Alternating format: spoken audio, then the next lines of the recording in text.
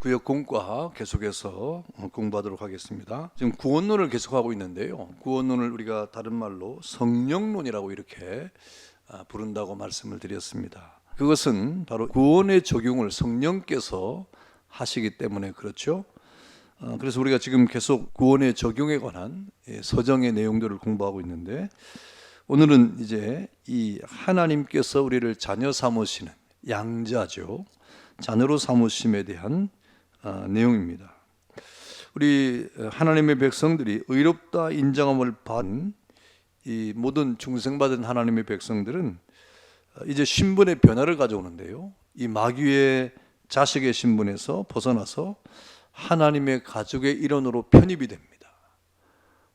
그래서 우리가 하나님의 자녀가 되는 양자가 되는 것이죠. 그래서 이 자녀를 삼으신다고 하는 것은 곧 양자됨을 말하는 것입니다. 이 하나님의 자녀, 본래 우리는 하나님의 자녀가 아닌데 하나님의 자녀로 삼았다고 하는 그런 의미가 양자라고 하는 그런 의미가 되는 것이죠. 그래서 이 양자라고 하는 것은 칭의의 적극적인 요소가 되는 것입니다. 그리고 이 하나님의 양자가 되면 어떤 일이 벌어지느냐, 어떤 일이 생기겠습니까? 이 아들이 되었으니까 이제는 하나님의 후사가 되어서 상속자가 되어가지고 하나님의 기업을 상속받을 수 있는 그런 사람이 되고 그런 권리를 갖게 되는 것이죠. 그러니까 이것은 굉장한 의미가 되는 것입니다. 우리가 양자가 된다고 하는 것은 단순히 하나님의 아들이 되었다, 그것만으로도 영광인데 거기에 더해서 하나님의 자녀로서 하나님의 후사가 되고, 그 말은 곧 하나님의 상속자가 된다 하는 그런 의미를 가지고 있는 것입니다.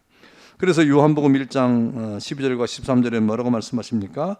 영접하는 자, 곧 그 이름을 믿는 자들에게는 하나님의 자녀가 되는 권세를 주셨으니 이는 혈통으로나 육정으로나 사람의 뜻으로 나지 아니하고 오직 하나님께로부터 난 자들이니라 라고 이렇게 말씀을 하고 있는 것이죠.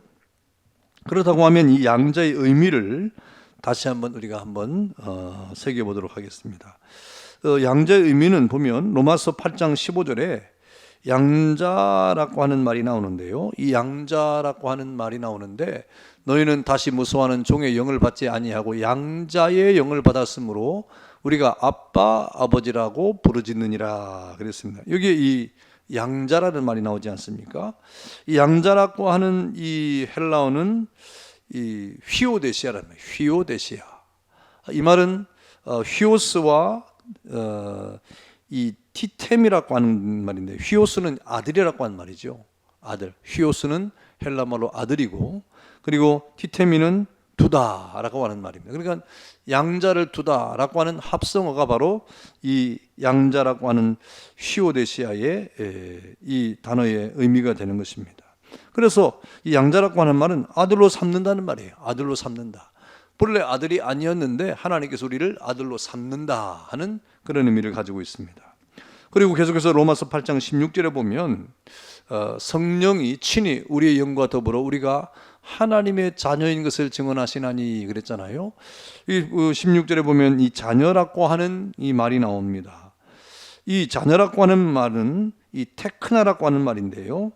이 테크나라고 하는 말은 이 틱토라고 하는 이 나타라고 하는 이 유래에서 나온 단어입니다. 그래서 이 신자들은 하나님으로부터 난 자라는 그런 표현이에요. 하나님으로부터 난 자. 우리가 하나님의 자녀가 되었다고 하는 것은 우리는 하나님으로부터 난 자가 되었다 하는 그런 의미가 되는 것입니다. 또 우리가 앞서 읽었던 요한복음 1장 12절에는 영접하는 자, 곧 그 이름을 믿는 자들에게는 하나님의 자녀가 되는 권세를 주셨으니 라고 말했는데요. 이 하나님의 자녀가 되는 권세, 다시 말하면 이 엑수시아를 주었다, 권세를 주었다. 그 에켄토 엑수시아라는 말인데요. 이것은 이 법적인 권리를 주었다는 말이에요. 법적인 권리. 하나님의 자녀의 권세를 주었다는 말은 어떤 힘을 주었다, 능력을 주었다, 어떤 에너지를 주었다 이런 말이 아니라 어떤 법적인 신분의 변화입니다. 그래서 이 양자라는 말은 본래 하나님이 아니었던 아이인데 그 아이가 어떤 나는 하나님의 자녀가 되고 싶다 하는 그런 의사나 그런 하나님의 자녀가 될 만한 자격의 요건은 전혀 없는 거죠. 나는 하나님의 자녀가 되고 싶습니다 하는 그런 의사를 밝힌 적도 없고 또 하나님의 자녀가 될 만한 그런 자격도 없는 그런 아이임에도 하나님께서 그 아이를 아무런 그런 요건에 관계없이 하나님의 일방적인 은혜로 아들을 삼는 거예요. 그러니까 하나님이 우리의 양부가 되시는데 양부가 되신 우리 하나님의 일방적인 은혜로 인해서 우리를 아들로 삼는 것을 말하는 것입니다. 그래서 하나님 우리를 아들로 삼았는데 하나님 우리를 어떻게 대하십니까? 마치 친아들처럼 대하시는 거죠. 마치 친아들처럼 여기실 뿐 아니라 하나님의 자녀로서 누리게 될 법적인 모든 권리를 다 부여하시는 것이죠. 그래서 우리가 어떤 존재가 됩니까? 하나님을 아빠, 아버지라고 부르면서 또 주님과 함께 우리가 하나님의 상속자가 되는 거예요. 예수님은 어떤 분입니까? 하나님의 독생자시죠. 하나님의 친아들 아닙니까? 우리는 친아들이 아니 양자예요. 그럼에도 불구하고 우리가 법적인 권리를 다 받아가지고 예수님처럼 함께 하나님의 상속자가 되는 그런 지위를 누리게 하는 이것이 바로 양자의 의미가 되는 것입니다. 그래서 우리가 하나님의 아들이 되었다, 하나님의 자녀가 되었다고 하는 것은 이건 보통 일이 아닌 거예요. 하나님은 우리를 이렇게 양자이기 때문에 차별하거나 요즘에 차별이라는 문제가 얼마나 많이 나옵니까? 근데 하나님 우리를 차별하는 분이 아니에요. 우리를 이렇게 구별해서 보는 분이 아니에요. 마치 우리를 친아들처럼 우리에게 그런 하나님의 모든 상속을 주실 뿐 아니라 권세도 주시는 그 자녀의 누리게 될 법적인 모든 권리를 다 부여하시는 하나님이시다 하는 것입니다. 그러면 이 양자의 특권이 뭐냐? 성경이 우리에게 말씀하고 있죠. 양자의 특권은 이 양자됨을 통해서 어떻게 됩니까? 하나님의 자녀가 됩니다. 하나님의 자녀가 되는 것입니다. 로마서 8장 15절에 보니까 너희는 다시 무소하는 종의 영을 받지 아니하였고 양자의 영을 받았으므로 아빠 아버지라 부르짖느니라 그랬습니다. 또 갈라디아서 4장 6절에 보니까 너희가 아들임으로 하나님이 그 아들의 영을 우리 마음 가운데 보내사 아빠 아버지라 부르게 하셨느니라 그랬어요. 그러니까 이런 말씀을 통해 보면 이 양자가 된다고 하는 것은 우리 성도들이 하나님의 자녀가 되었다고 하는 겁니다. 그래서 하나님의 자녀가 되었으니까 하나님을 우리가 어떻게 부른다 이 말입니까? 아빠 아버지라 부른다. 하나님을 아빠라 부른다 이 말입니다. 여러분 아빠란 말은요 사실 아무나 하는 말이 아니에요. 여러분 우리 아들이 있는데 우리 아들이 나를 부를 때 아빠 자연스럽게 부를 수 있는 거예요. 근데 다른 아이가 저를 아빠 이렇게 부르면 이상하잖아요. 물론 아버지, 아버님 이렇게 부를 수는 있어요. 친구의 아버지를 아버님 이렇게 부를 수 있죠. 그래서 아버님이라고 부를 수 있으나 아빠란 말은 아무나 할 수 없는 거예요. 아들로 삼은 사람만 할 수 있는 거예요. 그래서 우리가 하나님을 부를 때 우리는 하나님의 자녀로서 하나님을 아빠, 아버지라 부른다 그랬습니다. 또 양자됨을 통해서 우리 신자들은요 하나님의 자녀가 누리는 모든 특권을 부여받게 된다 그랬습니다. 모든 특권, 하나님의 자녀의 권세, 특권이 있는데 그것을 다 부여받았다는 말입니다. 그래서 로마서 8장 17절에 뭐라고 말씀했냐면 자녀이면 또한 상속자 곧 하나님의 상속자요 그리스도와 함께한 상속자니 우리가 그와 함께 영광을 받기 위하여 고난도 함께 받아야 할 것이니라 그랬습니다. 그러니까 우리가 하나님의 자녀이면 그 후사인데 누구와 함께한 후사냐? 예수님과 함께한 후사라 이 말입니다. 그러니까 우리 하나님의 자녀로서 우리 성도는요 이렇게 하나님의 자녀가 되는 특권을 주님과 함께 부여받은 거예요. 똑같이 놀라운 일입니다. 그리고 갈라디아서 4장 7절에 보니까 그러므로 내가 이후로는 종이 아니요 아들이니 아들이면 하나님으로 말미암아 유업을 받을 자니라. 이제는 하나님의 자녀이고 하나님의 아들이니까 우리는 종이 아니기 때문에 하나님의 유업을 이을 자가 되었다 그랬습니다. 그래서 우리가 양자됨을 통해서 하나님의 자녀가 되었다고 하는 것은 하나님의 자녀로서의 특권도 부여받았다, 권리도 부여받았다 하는 그런 의미가 되는 것입니다. 여러분 죄인들이 하나님의 자녀로 양자가 되면 이들은 모든 법적인 자녀의 권리를 누리게 되는 것이죠. 그리고 하나님의 상속자로 그 상속자인데 어떤 상속자입니까? 예수님과 구별된 상속자가 아니고 예수님과 함께한 상속자. 그래서 성경에 보니까 우리가 어떤 존재가 되느냐, 나중에 하나님 나라에 가면 예수님과 함께 왕노릇한다 그랬어요. 예수님은 왕노릇하고 우리는 신하로 모든 것을 다스리는 것이 아니라 예수님과 함께 왕노릇한다, 그렇게 말씀하고 있습니다. 그러니까 우리는 예수님과 함께 똑같은 지위로서의 상속자로 우리가 하나님 앞에 서게 된다 하는 말입니다. 여러분, 이때 양자된 그리스도인은 이 세상에서 구원의 모든 복을 상속받게 되고 천국에서의 영생을 함께 상속받게 되는 것입니다. 물론 우리가 예수님이 될 수는 없죠. 그럼에도 불구하고 하나님 우리를 그렇게 하나님의 자녀를 삼아주신다고 하는 말입니다. 그 다음에 하나님의 양자됨을 통해서 우리 신자들은요, 하나님의 자녀일 뿐 아니라 천국 시민으로서 지켜야 될 하나님의 법 아래 놓이게 된다. 우리가 하나님의 자녀가 되었다고 하는 것에 대해서 하나님의 자녀, 그 다음에 하나님의 자녀로서의 특권을 누리는데 거기에 따른 책임도 따라온다 이 말이에요. 그것이 무엇입니까? 하나님의 자녀로서의 지켜야 할 법이 있고 천국 시민으로서의 지켜야 될 하나님의 법 아래에 놓이게 된다 하는 말입니다. 이 칭의와 마찬가지로 양자됨의 신분상의 변화를 우리가 보면, 이거는 칭의도 어떤 내면의 변화를 말하는 것이 아니고 신분의 변화를 말하지 않습니까? 양자도 마찬가지예요. 양자도 우리가 하나님의 자녀의 어떤 내면의 변화가 아니라 양자란 말은 신분의 변화를 우리에게 주신 거예요. 이제 신분이 변화됐다고 하는 말입니다. 그래서 내용상의 변화를 의미하는 것은 아니라는 것이죠.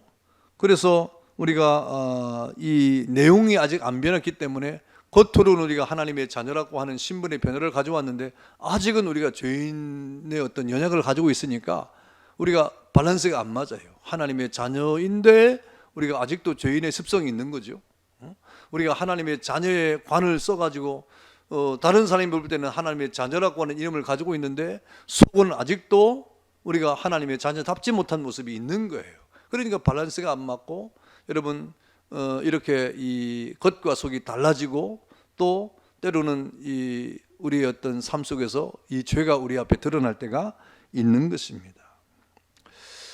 그래서 때로는 하나님의 자녀로서 우리가 하나님의 법을 따라가야 되는데 그 법을 따라가는데 얼마나 우리가 익숙치 못하니까 얼마나 때로는 고통스럽고 때로는 힘들고 때로는 버거울 때가 있다 이 말입니다. 이런 일에 대해서 사도 바울이 뭐라고 토로했습니까?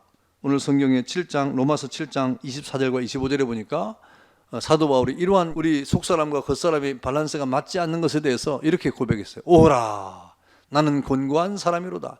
이 사망의 몸에서 누가 나를 건져내랴. 우리 주 예수 그리스도로 말미암아 하나님께 감사리로다. 그런즉 내 자신이 마음으로는 하나님의 법을, 육신으로는 죄의 법을 섬기노라. 그랬어요. 이것이 이 사도 바울이 고통 가운데 어떤 이 자신의 신분은 하나님의 자녀인데 그 내면은 아직도 여전히 죄 가운데 있음을 이렇게 고통스럽게 토로한 것이죠.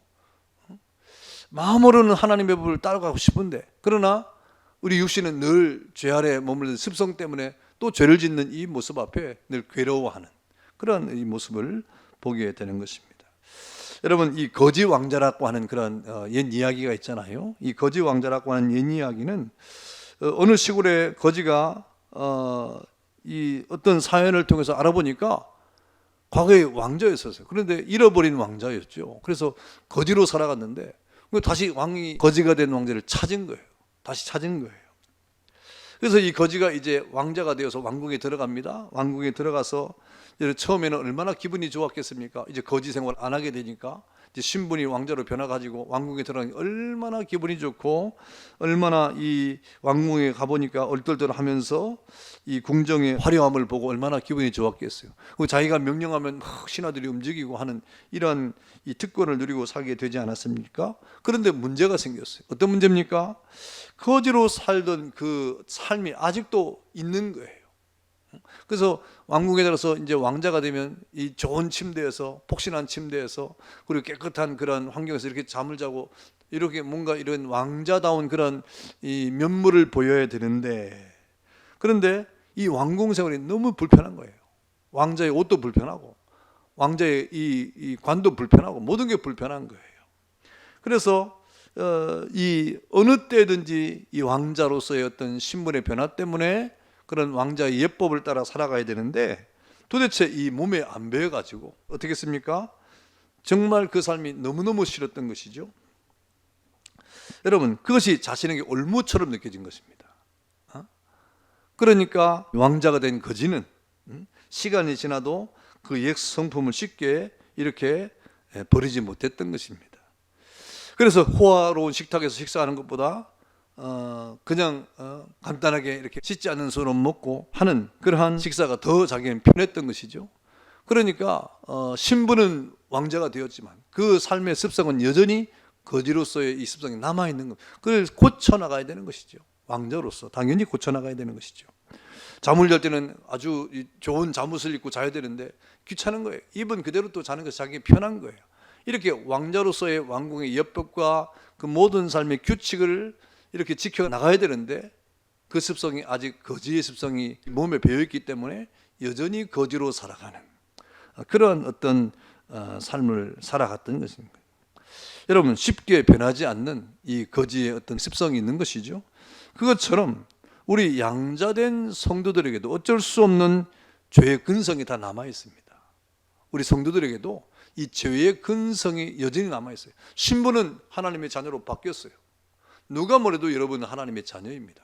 그럼에도 우리의 어떤 습성은, 옛 죄악된 습관들이 여전히 남아 있다 하는 것이죠. 왕의 아들로서의 왕자의 노릇을 하기가 쉬운 일이 아니듯이 예수 믿고 하나님의 자녀로 살아가는 일이 결코 쉽지 않다는 것을 우리는 잘 알고 있지 않습니까?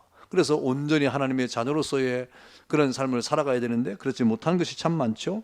우리 예배 생활이나 헌금 생활이나 기도 생활이나 봉사 생활이나 또 선한 일들, 이 모든 것들이 다 그렇습니다. 예수 믿기 전에는 우리의 멋대로 말하고 행동하고 또 이렇게 살았다고 한다면, 이제는 어엿한 하나님의 나라에 또 하나님의 백성이 되었고 또 하늘나라의 왕자 아들이 되지 않았습니까? 그래서 우리는 이 하나님의 자녀임을 잊어서는 안 되는 것이죠. 그래서 우리는 늘 우리의 삶 속에서 옛 생활의 습성을 빨리 고쳐나가는 것이 중대하고, 그래서 우리 육신을 쳐서 복종해야 되고 하나님 말씀대로 따라 살아가려고 애를 써야 되고, 그래서 우리의 모든 언행심사가 이 그리스도의 향기를 나타내는 하나님의 자녀가 되어야 되는 것입니다. 그래서 우리가 소명과 중생과 회심과 칭의의 양자라고 하는 이 모든 성취가 마치 거지가 왕자가 된 것처럼 그렇게 하나님께서 돌연한 은혜를 주신 거예요. 하나님이 일방적으로 우리에게 주신 은혜예요. 내가 뭐 하나님의 자녀가 되겠습니다 하고 한 것도 아니고 하나님이 일방적으로 양자의 은혜를 주신 것입니다. 그래서 우리는 하나님의 자녀라고 하는 양자된 신분을 가진 성도가 되었는데, 그래서 우리는 하나님의 자녀로서 저 영원한 하나님의 나라의 그 천국 시민답게 우리는 살려고 하는 노력이 필요한 것이죠. 그 노력이 무엇입니까? 우리가 하나님의 자녀답게 살려고 하는 그런 노력이 이 다음에 나오는 성화라고 하는 거예요. 거룩한 삶에 끊임없는 우리의 도전, 끊임없는 애씀, 끊임없는 우리의 어떤 몸부림, 이게 필요한 거예요. 그래서 이 성화는요, 하나님의 은혜와 더불어서 우리가 인간적으로 책임을 가지고 하나님의 자녀라고 하는 그런 우리의 신분을 이루기 위한 우리의 노력도 필요한 것입니다. 그래서 이 성화라고 하는 이 거룩하게 되어가는 것이죠. 과정이죠. 이것은 하나님 편에서 온전히 다 이루어지는 것 같지만 사실은 하나님의 도움을 받아가지고 하나님의 은혜를 통하여 인간 편에서 이루어져 가는 그런 이 하나님께 나아갈 준비를 하는 과정이 바로 성화 과정인데요. 이것은 다음 주에 또 하도록 하겠습니다. 자, 우리 이어서 내용 연구를 보겠습니다. 내용 연구 1번.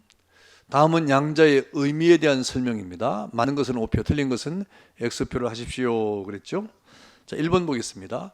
양자라는 말은 본래 하나님의 아들이었다가 잃어버렸던 아들을 되찾은 것을 의미한다? 그렇지 않죠. 그건 잃어버린 아들을 되찾는 것은 진짜 아들, 친자를 말하는 것이, 양자는 원래는 아니었는데 아들을 삼은 것이니까 틀렸습니다. 2번. 양자라는 말은 본래 하나님의 아들이 아니었던 아이를 하나님의 자녀로 삼으심을 의미한다. 여기 맞습니다. 3번. 하나님은 양자를 삼으실 때 양자되는 아이의 의사를 존중하여 그에게 양자될 것인지에 대한 의사를 타진한 후에 양자를 삼으신다? 그렇지 않죠. 하나님이 양자를 삼으실 때는 하나님께서 전혀 우리 의사와 관계없이 주시는 은혜입니다. 4번, 하나님은 양자를 삼으실 때 양자되는 아이의 의사나 자격 요건과는 관계없이 하나님의 일방적 은혜에 의해서 양자를 삼으신다. 이것이 맞습니다. 5번, 하나님은 양자된 자를 친아들과 다르게 취급하신다? 그렇지 않죠. 6번, 하나님은 양자된 자를 하나님이 친히 낳으신 아들과 같이 여기신다. 그렇습니다. 그래서 우리가 하나님 후사가 되는데 그리스도와 함께 한 후사라고 말했잖아요. 그래서 친아들과 함께 같이 여기십니다. 7번, 양자라는 말은 하나님의 자녀로서 누리게 될 법적인 모든 권리를 부여하신다는 의미를 가지고 있다. 예, 맞습니다. 그 다음 2번입니다. 양자된 자는 어떤 특권을 누리게 됩니까? 맞는 것을 모두 고르십시오. 그래서 맞는 것을 고르는 그런 문제이죠. 자, 1번 보겠습니다. 양자된 자는 하나님의 자녀가 된다. 그렇죠. 예, 하나님의 자녀가 되죠. 2번, 하나님의 양자된 자는 하나님을 아빠, 아버지라고 부를 수 있게 된다. 예, 그렇습니다. 3번, 신자가 하나님의 양자가 되었다고 해서 하나님의 자녀들이 누리는 모든 특권을 다 부여받게 되는 것은 결코 아니다. 그렇지 않습니다. 부여받는 것이죠. 예, 안 고르면 되겠고요. 4번, 양자됨을 통해 신자들은 하나님의 자녀가 누리는 모든 특권을 부여받게 된다. 예, 이게 맞습니다. 예. 5번, 하나님의 양자가 된 자들은 천국에서의 영생은 상속받게 되지만 이 세상에서의 구원에 따르는 모든 복을 상속받게 되는 것은 아니다. 그렇지 않습니다. 다 받게 되는 것이죠. 안 고르면 되겠고요. 6번, 양자됨을 통해 신자들은 하나님의 자녀이며 천국 시민으로서 지켜야 할 하나님의 법 아래 놓이게 된다. 그렇습니다. 하나님의 자녀의 법, 그 다음에 천국 시민으로서의 법을 지켜야 되는 것이죠. 7번, 하나님의 양자된 사람은 죄인에서 의인으로 변화되었으므로 하나님의 법을 지키는 일에 아무런 어려움을 겪지 아니한다. 그렇지 않습니다. 마음은 원이라도 육신이 따라가지 못하는. 그래서 사도 바울이 오라 나는 곤고한 사람이로다 라고 그렇게 토로하지 않았습니까? 우리 양자된 사람은 죄인에서 의인으로 변화된 것이 아니라 신분의 변화죠. 신분의 변화가 되었지 내면의 변화가 이루어지지 못했기 때문에 그 신분을 지켜가기 위해서 애를 쓰고 노력하는 그런 애씀과 그런 노력이 있어야 되는 그런 어려움이 있습니다. 예. 그래서 1, 2, 4, 6번 이렇게 고르면 되겠습니다. 예, 감사합니다. 예, 오늘은 양자를 삼으신 일에 대해서 공부를 했고요. 이제는 우리가 그런 양자로서 하나님의 자녀의 법을 따라가기 위한 우리 애씀을 위한 이 성화 과정이 다음 주에 또 계속될 것입니다. 감사합니다.